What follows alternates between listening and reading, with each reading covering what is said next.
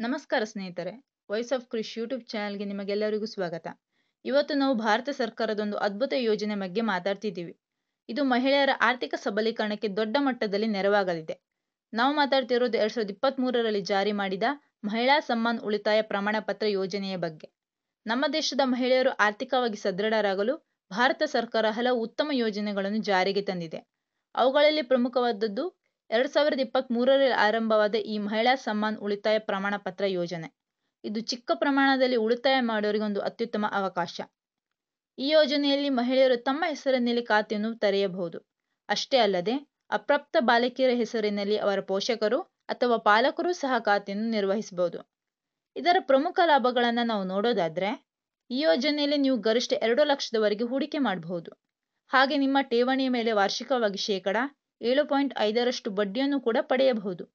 ಈ ಬಡ್ಡಿಯನ್ನು ಪ್ರತಿ 3 ತಿಂಗಳಿಗೊಮ್ಮೆ ನಿಮ್ಮ ಖಾತೆಗೆ ಜಮಾ ಮಾಡಲಾಗುತ್ತದೆ. ಇದು ನಿಮ್ಮ ಉಳಿತಾಯವನ್ನು ವೇಗವಾಗಿ ಹೆಚ್ಚಿಸಲು ಸಹಾಯ ಮಾಡುತ್ತದೆ. ಹಾಗೆಯೇ ಇದು ತೆರಿಗೆ ವಿನಾಯಿತಿಗೆ ಒಳಪಟ್ಟಿರುವ ಯೋಜನೆಯಾಗಿದೆ. ಅಂದರೆ ನೀವು ಗಳಿಸುವ ಬಡ್ಡಿಯ ಮೇಲೆ ಯಾವುದೇ ರೀತಿಯ ತೆರಿಗೆಯನ್ನು ಕಟ್ಟಬೇಕಾಗಿಲ್ಲ. ಹಾಗಾದರೆ ನೀವು ಹೂಡಿಕೆ ಮಾಡಿದ ಹಣವನ್ನು ಯಾವಾಗ ಹಿಂಪಡೆಯಬಹುದು?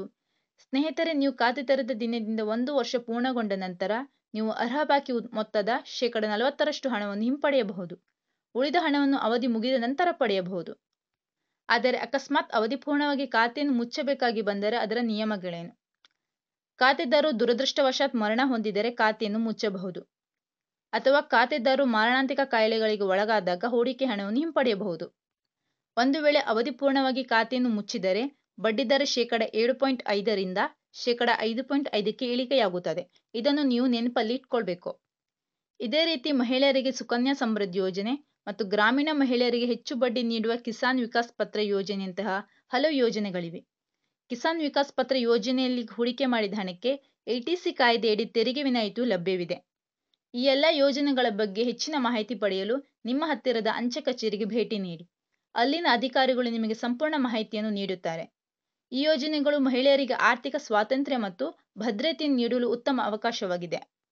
ಈ ಮಾಹಿತಿ ನಿಮಗೆ ಇಷ್ಟವಾಗಿದ್ದರೆ ನಮ್ಮ ವಿಡಿಯೋವನ್ನು ಲೈಕ್ ಮಾಡಿ, ನಿಮ್ಮ ಸ್ನೇಹಿತರೊಂದಿಗೆ ಶೇರ್ ಮಾಡಿ, ಹಾಗೆ ನಮ್ಮ ಚಾನಲ್ ಅನ್ನು ಸಬ್ಸ್ಕ್ರೈಬ್ ಮಾಡಿ. ಧನ್ಯವಾದಗಳು.